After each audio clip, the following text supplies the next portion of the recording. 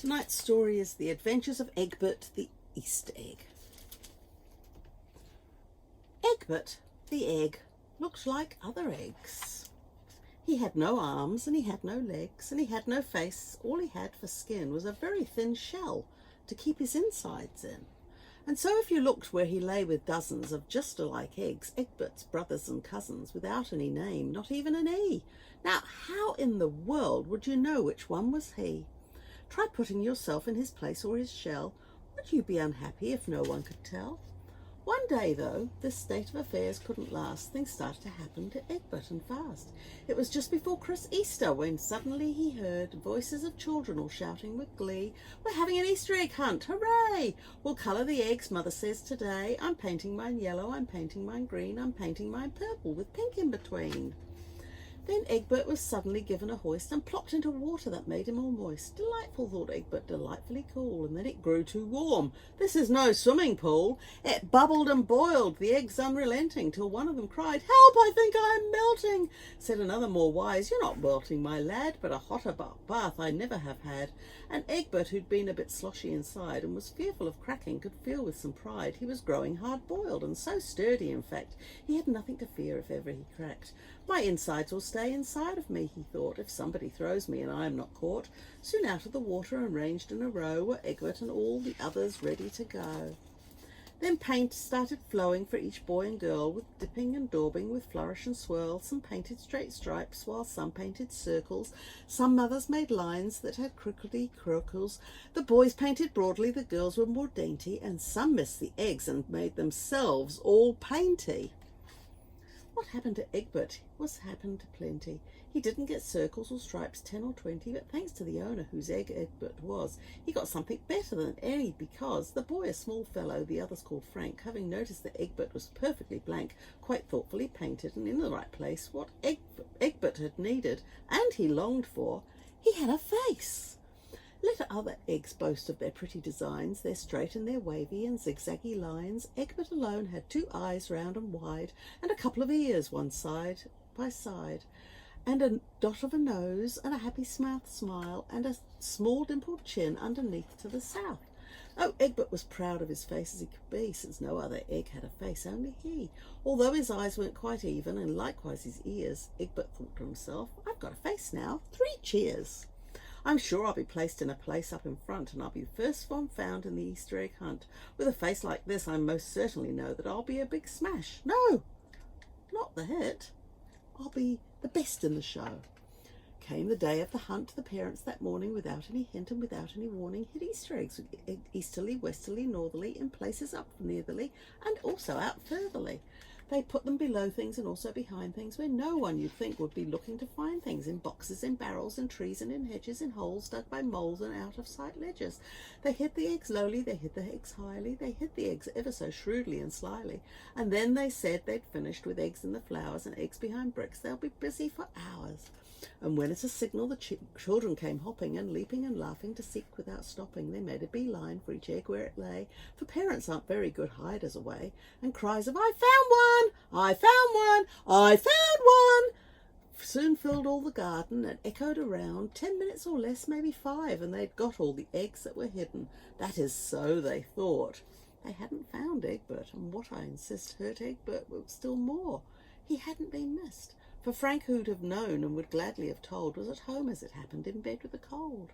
Yes, Frank, who had painted on Egbert's white space, would have asked were he there, "Where's the egg with a face?" But Frank was at home with a cough and a sniffle, and to anyone else more egg was but a trifle. Not a trifle, however, to Egbert was being the one egg at Easter that no one was seeing, the one egg that after the Easter egg hunt was done was missing the laughter and missing the fun, was missing in short, but not missing.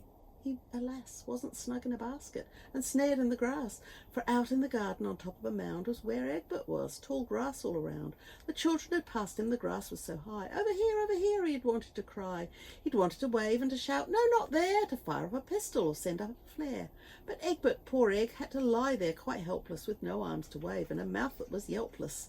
Perhaps, he concluded, if I, like the others, like all my egg sisters and all of my egg brothers, had had some bright stripes instead of this face, I might not be lying alone in this place.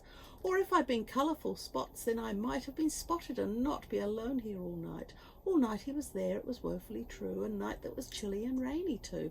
Poor Egbert, his face facing up to the sky, saw the heavy black rain clouds go scuttering by, and he felt some things crawling from holes in the ground that brushed him and nudged him and slithered around. It might be a snake or a snail or a worm or something still worse with a horrible squirm. But Egbert, face up, couldn't see if he tried what burrowed beneath him or brushed him aside. Indeed, were he able, he wouldn't have peered, for Egbert alone in the darkness was scared. A bird with a great beak and with talons like metal had once swooped about midnight and started to settle right smack upon Egbert, with noting his face, said, "Oops, I appear to be in the wrong place. I have to get going, to get to my garden," and then he left with a flap and a "I beg, sir, your pardon." Egbert suffered intensely from cold and from fear, and the long lonely night seemed like a month or a year. But morning arrived, as it does in a way of doing, and it was the Easter day, and the sky was bright and the sun was warm, and Egbert no longer felt any alarm, when he heard a strange sound and he felt a new nudge. In fact, at once he muttered quite bravely, "Oh, fudge!" Then a strange thing happened, thanks to the rain that had fallen all night and formed a drain, a river or rivulet ever more wide, that flowed around Egbert on either side. With a twist and a twitch, Egbert started to move through the grass where the drain made an egg-sized groove. On out of the edge of the mound he hobbled, and slipped and skidded and wiggled and wobbled, and then over the edge and down uncontrolled. Egbert faster and faster and faster rolled.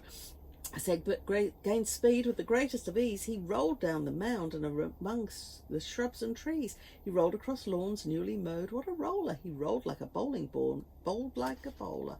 He rolled like a golf ball that rolls in the fairway. He rolled like a marble that's dropped on the stairway, breaking every known record for eggs, I am told. He rolled and he rolled and he rolled and he rolled.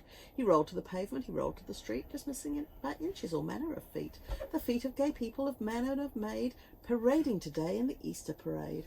And when, then, did Egbert, who spun like a top when his rolling was done, come at last to a stop? Can you possibly guess? Have you got the vague notion? Did he drop down a drainpipe and wash to the ocean? Did he vanish forever in leaves and in trash? Did the wheel of a car with a terrible smash? A passenger car or a truck with a load? Maybe Egbert, the egg, met the spot on the road. If these were your guesses, you couldn't be wronger. I'll tell you what happened, and not taking much longer. He stopped by the steps of a small, pleasant place, the home of a boy who'd painted his face, and Frank, who'd stayed home from the Easter egg hunt, was watching the crowds from the window in front, and he saw that the egg with a small face upturned, the face of poor Egbert. How Egbert then yearned to hear as the eggs that the egg hunt had heard, "I found one!" To eggs, what a welcoming word!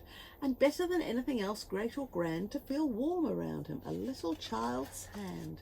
Did Frank come a-running? He did right away. Oh, it happened his happiest Easter day. Did he say then, "I found one"? No. See the next line. He said, Egbert loved him for this, "I've found mine." He found his egg. Egbert was very happy. Can you see his smiley face? Right, that was a long story. It's time for bed. Have you cleaned your teeth? Because you've had lots of chocolate the last few days. Night, night, and God bless. Catch you later.